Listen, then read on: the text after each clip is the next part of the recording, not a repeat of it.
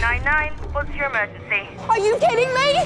I want to start by asking, you don't have a lot of exposition time in this story, though. The entire story takes place essentially in one day. So when it comes to kind of establishing who Joey is and getting us to root for her as a protagonist, how do you approach establishing her characteristics without feeling like we're just rushing through a bunch of exposition at the beginning? Yeah, it's a very good point. Look, even the opening scene, which the writer did, was a scene I love with a little kid, the little Daisy, if you see what I mean, where clearly the parents are taking it out on her brother and so forth, right? You set it up there from the beginning, okay? Her relationship with her brother, right? And she's also, I think she's got her sense of humor, if you see what I mean, I think helps an awful lot with this. She's very convincing, right? She's one of those actresses I hope you sort of get emotionally involved with, you know what I mean? She's sort of, there she is 700 feet up on the side of a building, looking into a goldfish bowl, basically, while everyone else is being gassed and, rendered unconscious and so forth, right? And there's Daisy all by herself, stuck outside. I mean, it was, I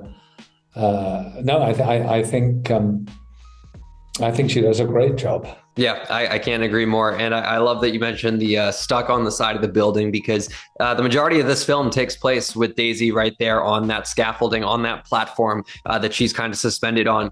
There's a risk, I feel like, when you have a film that, I don't want to call it gimmicky, but this is something we've never really seen before on a feature film. There's a risk of staying too long. So how did you make sure that very limited setting you're playing with, that being the scaffolding, stays fresh and keeps our attention? Well, I think the crisis happens. I think once the crisis happens, there's height there. She's 700 feet up. She's in a cradle. She's by herself. She's got a bunch of eco-terrorists inside, right? She's got to get off that cradle and get out of it to save her brother, right? And also to save the people. And so I think the drama, it's that drama alone actually keeps keeps the whole thing working. There's always some crisis. The gears on the side of the cradle start to go. It drops. Admittedly, it's one of those, you're holding on by your fingernails thing, and all of that stuff on the cradle. I hope it's not too much. I mean, I hope it felt right to me, the amount of action that happens on the cradle. There's enough tension with that. And she sells it very well. I'd be terrified on that bloody thing, I have to say, if it were me. I mean, And as I say, there's enough heightened drama going on, I think, so you don't really ever feel she's outstayed a welcome on the side of the building. I hope that's what people think. Oh, I totally agree. Yeah, no, not a second wasted on that platform. I was itching to get off of it because I was like, oh my God, I'm on the edge of my seat right now. I don't want anything bad to happen. And I'm glad you mentioned the eco-terrorist bit of this film, because it is, I don't want to call any time a skyscraper is under siege to be an intimate atmosphere, but still, it's all the crime is centralized to one location. Yet the threat of this film is so global. So when it comes to kind of balancing those two aspects and making sure we feel the global threat while also understanding that this is kind of a 1v1 circumstance, how did you go about balancing that? Well, I think there's obviously the personal from Daisy.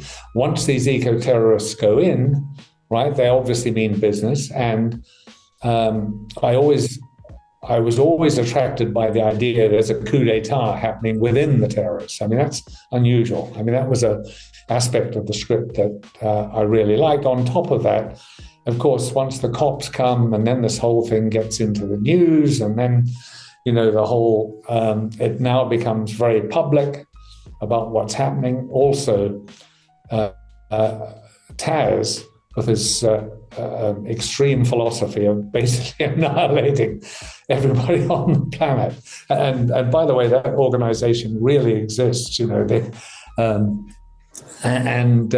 So, I think it's got a lot of, particularly from the terrorist side, they are unusual. They are eco, which they should be the good guys, basically. And, you have the Clive Owen character, who's a generation away from Taz, who believes that, by all means use threat, but no violence. And you have Taz, who basically thinks the opposite. Yeah, as is the case with the best villains, are the heroes of their own story. And, exactly. kind of the heroes of this story, they just go about it in the wrong way. Before I let you go here, Martin, I was introduced to your filming, your filmography work, your directing work with Casino Royale about 20 years ago.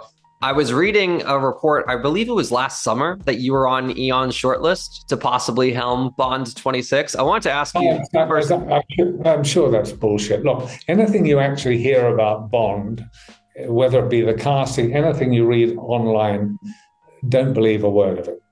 Okay. I've been through this on 2 Bond films, right?